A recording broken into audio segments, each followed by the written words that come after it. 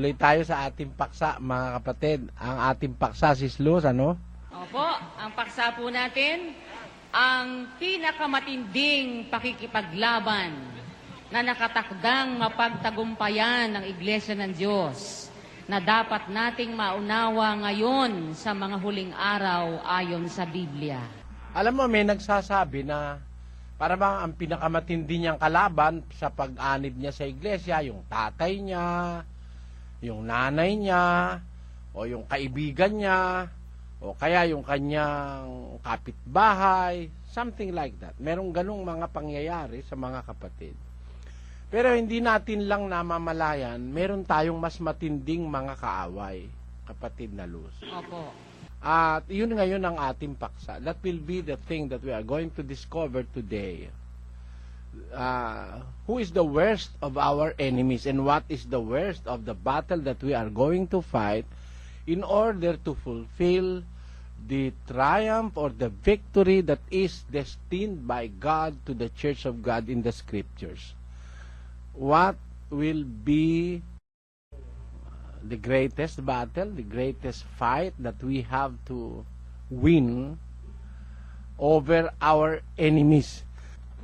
Of course, the church is destined to be fighting. Sister Luz, you have to note that we were called to fight. Yes, Brother Eli. There are so many intentions of God that we have to fulfill in the church.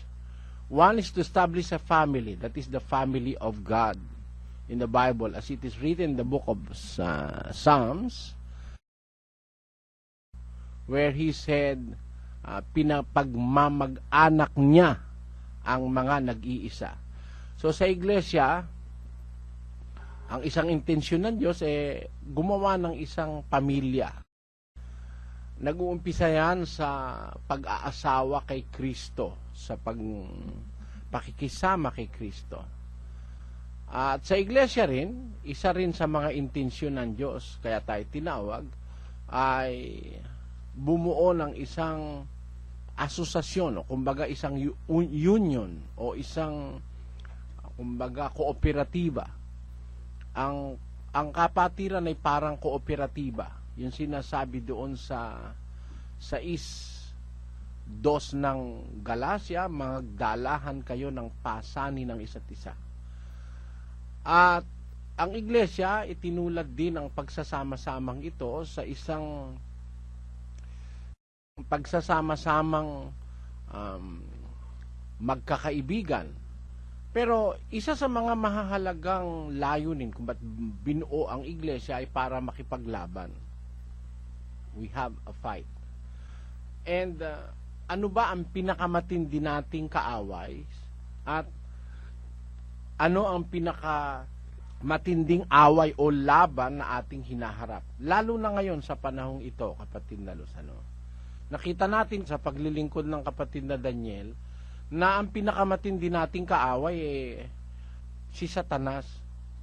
Kung tatanungin natin ng Biblia, espiritu yon, kapatid na Luz. Opo. At yung kanyang mga kaalyado, yung mga ayudantes ni Satanas, ay mga espiritu rin.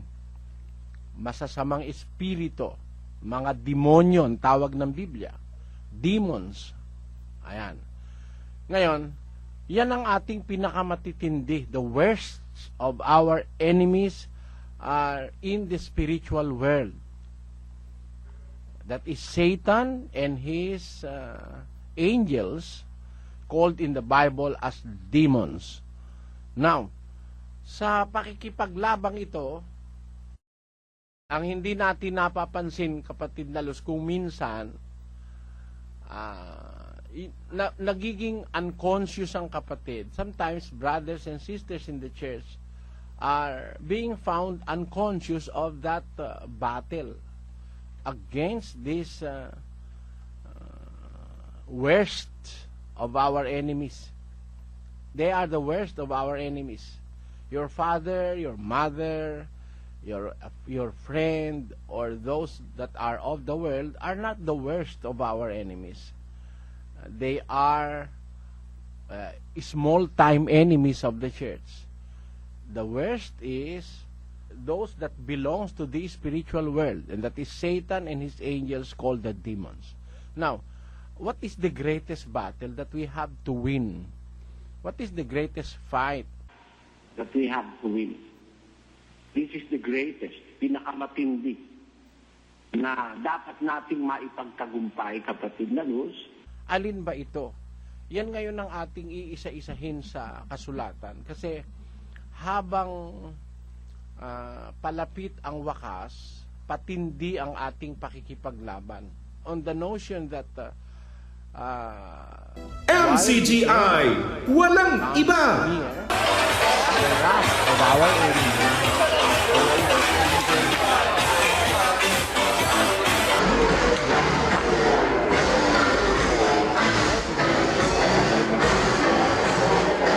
MCGI, walang iba! Therefore rejoice, ye heavens, and ye that dwell in them. Woe to the inhabitants of the earth and of the sea, for the devil is come down unto you, having great wrath, because he knoweth that he hath but a short time. The shorter and the shorter the time is coming for the devil for his punishment, Sister Luz, the greater will be the wrath of the devil. So we have to be especially concerned about this time. We believe that the coming of our Lord Jesus Christ and the judgment day for all human beings is very near. The coming of Christ is near. It is nigh. Our Lord Jesus Christ said, and when you see all these signs that He gave, according to the writings of the apostles, remember that He is nigh, even at the doors. That is what the Bible says. So, the nearer the time of the end is, the greater and the bigger is the wrath of our spiritual enemies, that is the Satan and his angels. So we must be especially concerned during these days, because our fight and the battle that we have to face grows even bigger and bigger. Now, what is that greatest battle? Ano yung pinakamatinding pakikipagbaka na dapat nating maintindihan? Babasa tayo ng dati na nating binabasang sita, Sister Luz, ano? Pero gusto kong ipapansin sa inyo, isa-isahin nating basahin ng mga talata kung ano ang nilalaman ng mga talatang ito. Ang pinakamatinding laban o pakikibaka ng iglesia. Basahin natin ng Efeso. Ganito po ang ating mababasa, mga kapatid. Sapagkat ang ating pakikibaka ay hindi laban sa laman at dugo. Tigil ka muna. kundi. Opo. Alam mo, ting babasahin natin itong talatang ito. Kung napapasok sa isip natin, ang ating pakikipagbaka hindi laban sa laman at dugo. Para bang ang notion o ang ideyang pumapasok sa isip natin, hindi tayo dapat makipagpatayan, hindi tayo dapat makipag wrestling, hindi tayo dapat makipag suntukan, hindi tayo dapat makipag barilan, hindi tayo dapat makipagmurahan. Parang yun ang pumapasok na notion sa ating isip, di ba? Opo, Brad Eli, yun din. Pag binabasa po natin yan, hindi laban sa laman at dugo, yung pisikal na pakikipag-away o pakikipaglaban ang naiisip ko. Ayon. At dahil sa kalagayan natin naiisip natin ang ating pakikipagbaka, hindi laban sa laman at dugo, napipigilan tayo ngayon na gumanti ng suntok kung sinusuntok tayo, o kaya ay makipagbarilan na nga dyan sa mga demonyong walang hiya dyan sa Pilipinas, di ba? Opo. Napipigilan tayo niyan, di ba? Opo, Brad Heli, na ang ating pakikipaglaban, hindi po laman at dugo, hindi yung suntukan, yung barilan, yung sakitan ng katawan, Brad Heli. Yun ang naiisip natin, ano? Opo. Pero naisip nila ba na Ang ibig sabihin ni San Pablo rito minemenos niya yung pakikipaglaban sa laman at dugo. Paano pong minemenos? Binibelittle niya. Ginagawa niya lang na minor thing yun. Ngayon lang po namin napansin yun, Brad Eli. Comparative kasi ito comparative ito Ang pakikibaka MCGI, walang iba. I just went here from the Philippines for this concert. How much you spent, you think, on everything with Eras Tour? I don't really know the number, but I think you can buy a car. Would you spend it again? 100% yes! So you have no regrets at all? No. Zero. None! Opo. Di ba may mga kapatid na tayong pinatay? Opo. May kapatid na tayo pinutulan ng naglalakad lang sa daan pinutulan ng buhok. Yung babae, Opo. Opo. di ba? meron na tayong kapatid na manggagawa, pinaamoy ng kemikal, tapos dinala sa ilang na lugar? Hindi ba yun ginagawa ng ating mga kalaban sa laman at dugo? So, merong nakikipaglaban sa atin, laban sa laman at dugo. O di may kalaban tayo na laman at dugo o tao. Hindi ba tayo dinadala sa husgado? Hindi ba yun sa laman at sa dugo? Dahil hindi naman nila madadala sa husgado ang espiritu? Hindi ba ang ating mga kalaban ang winawasak yung ating mga pagkatao, yung ating laman at dugo? Opo. Pero, kung sabihin ni San Pablo to, pumapasok sa isip natin palagi na hindi tayo nakikipaglaban sa laman at sa dugo. Di ba? Natama naman yon. Pero hindi lang natin napapansin, comparative pala itong sinasabing ito ni Pablo. Na ang binibigyan niya ng more emphasis, yung isang bagay. Kaya niya sinabing ang ating pakikibaka ay hindi laban sa laman at dugo, kundi, alin yung ating pakikipagbaka, kapatid na Luz, tuloy natin.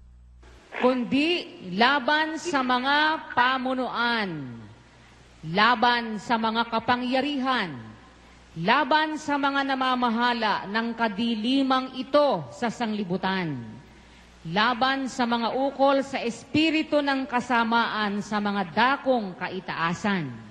Ba, kapatid na Luz, ang ating palang kalaban hindi yung grassroots, hindi yung mga kabo. Kumbaga sa chess, wag mong tignan yung pawn at saka yung